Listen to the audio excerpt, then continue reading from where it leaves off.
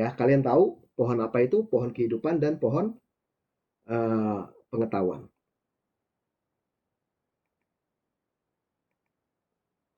Ini ayat firman ya.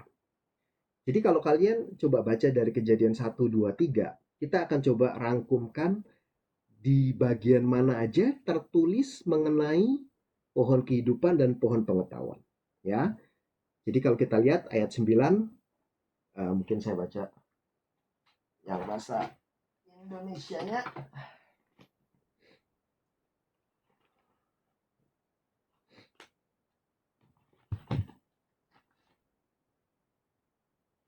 Lalu Tuhan Allah menumbuhkan berbagai-bagai pohon dari bumi yang menarik dan yang baik untuk dimakan buahnya.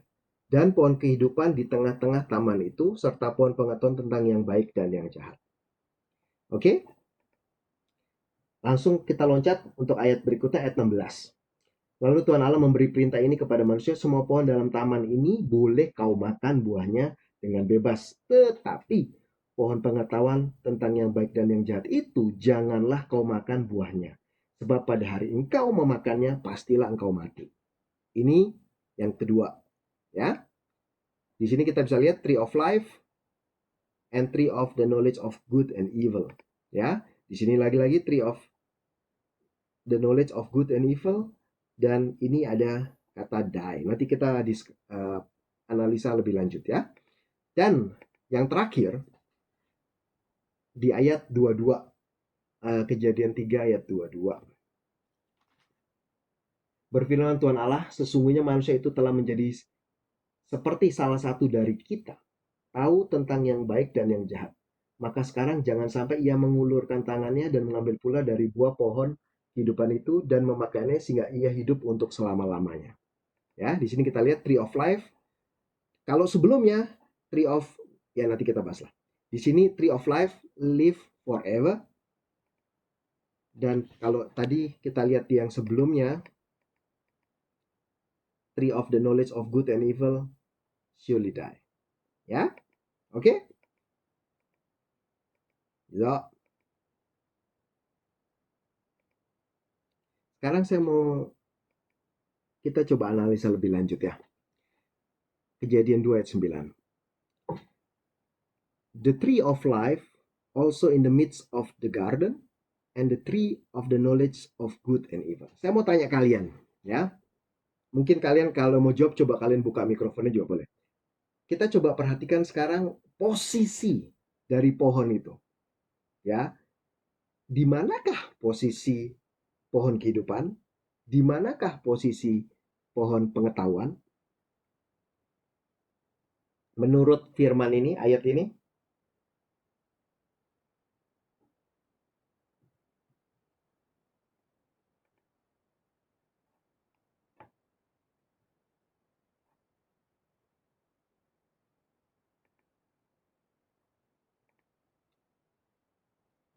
di sini ditulis tree of life itu in the midst.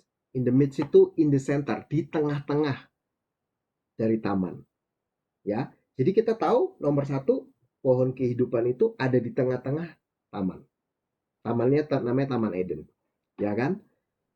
Nah, kebanyakan orang berpikir bahwa pohon pengetahuan itu juga ada di uh, tengah-tengah. Tetapi di ayat ini sebenarnya tidak begitu. Ya, tree of life also in the midst of the garden, koma. Ya, kalau koma itu sebenarnya udah sesuatu yang berbeda gitu loh. And the tree of the knowledge of good and evil. Jadi di cerita ini bilang Tuhan menumbuhkan pohon-pohonan yang bagus, yang indah, yang baik untuk dimakan. Tree of life di tengah-tengah taman dan pohon pengetahuan. Ya, jadi sebenarnya kalau kita lihat koma ini, ya itu udah konteksnya berbeda gitu loh. Satu di tengah-tengah, satunya nowhere. Kita nggak tahu di mana posisi dari pohon pengetahuan ini. Ya, nah ini saya kasih contoh. Ya, Milan, ya. Ini peta nih, ini petanya bagus banget. Ya, Kalau saya tanya kalian, in the midst of Milan, itu di mana kira-kira? Tentunya kita tahu center, ya kan? Yaitu di sini. Nah, kalau kalian jadi wali kota, yang kalian taruh di tengah-tengah tuh apa? Contohnya di Milan ini kalau kita zoom in, nanti kalian boleh cek sendiri di Google Maps. Kalau kalian lihat exactly in the center itu adalah katedral Milan yang sangat terkenal, ya kan? Jadi logikanya begini, kalian namanya di center itu something yang important, betul nggak? Ya kan? Kan nggak mungkin kan kalian taruh di tengah-tengah, ya apa kayak pos satpam lah, terus katedral ya di pinggir-pinggir, nggak mungkin. Ya, logikanya berdasarkan logika manusia, yang kalian taruh di tengah adalah something yang important, betul? Atau something special. Ya, berarti dari firman ini kita sebenarnya tahu dari sisi Tuhan sebenarnya yang lebih penting itu tree of life daripada pohon pengetahuan. Oke, keep in mind. Ya, lanjut. Nah, sekarang saya tanya ke kalian. Perintah Tuhan pertama kali kepada umat manusia itu apa?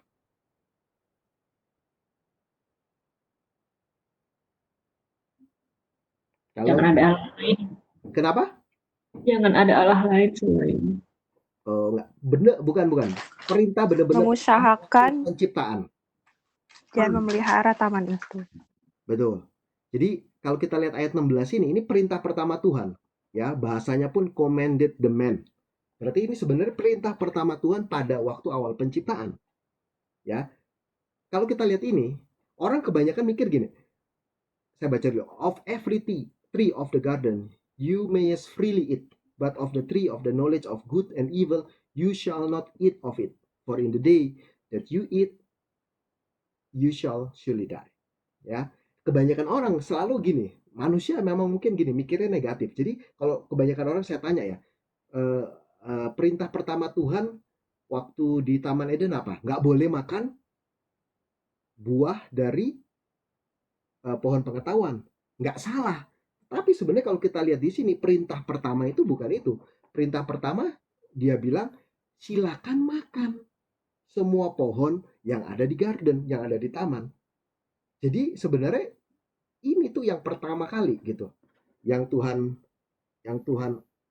apa? Yang Tuhan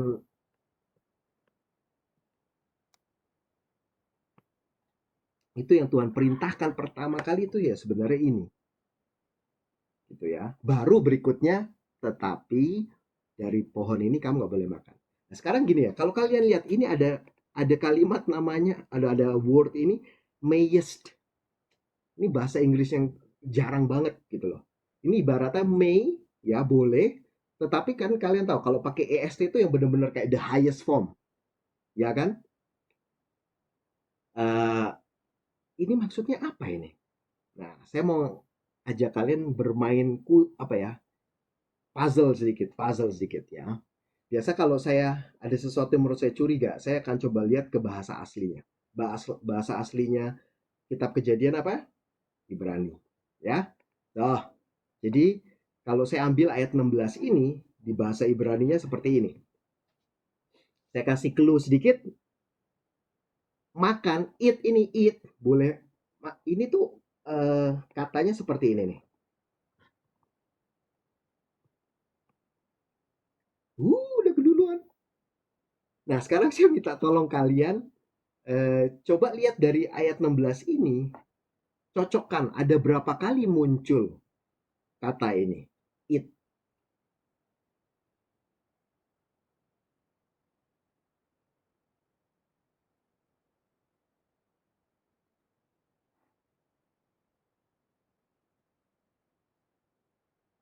Ya, kalau kalian lihat, kalian akan menemukan ada 2 kali di bawah sini. Ya, sekarang gini, ini bahasa Bible, bahasanya Alkitab. Kalau ada yang diulang 2 kali, itu berarti something yang benar-benar ditekankan gitu loh.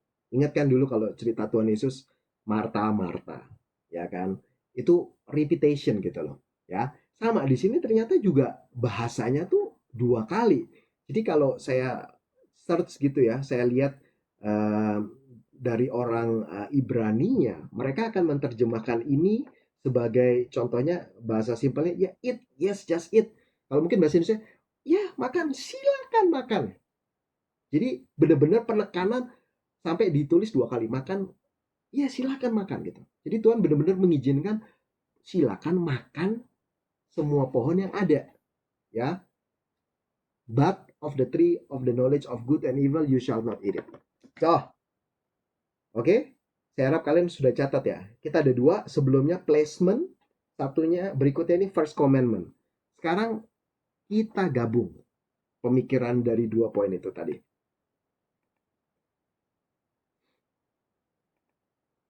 Ya, kita gabung. Saya ambil contoh dulu analogi. Ada Mailan, ya kan?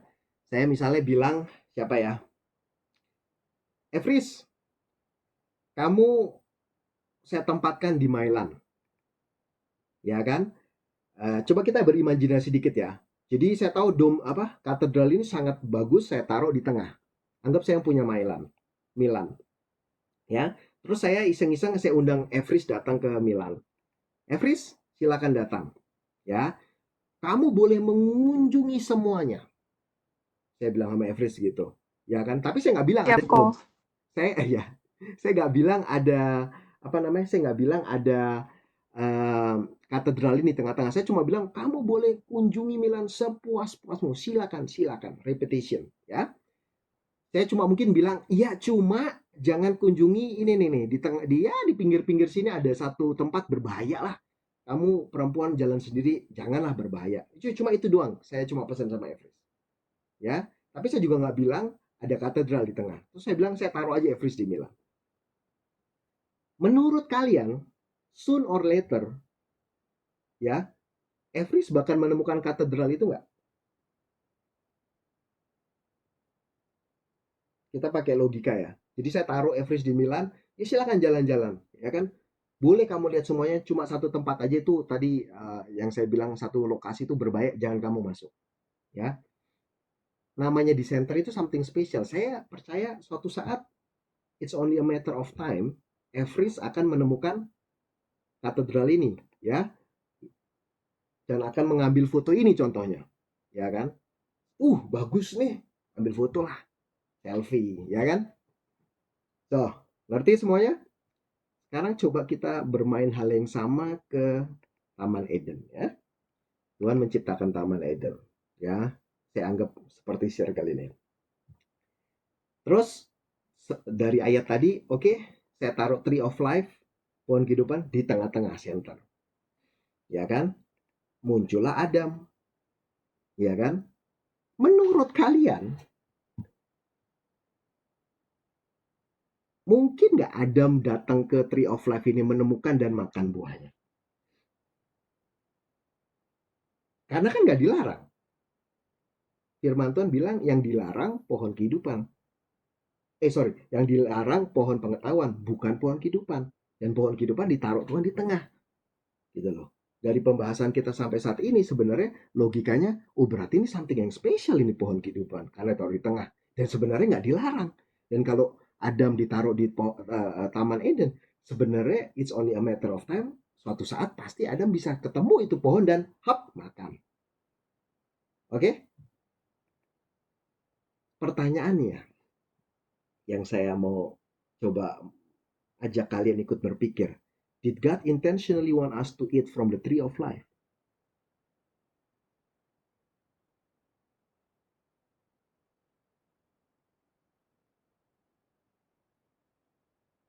Apakah Tuhan sebenarnya sengaja mau pada awalnya kita makan dari pohon kehidupan ini? Karena nggak ada larangan ditaruh di tengah lagi. Ya kan? Apakah begitu? Tapi kalau kita baca-baca lebih lanjut, ada kontradiksi di sini. Kenapa?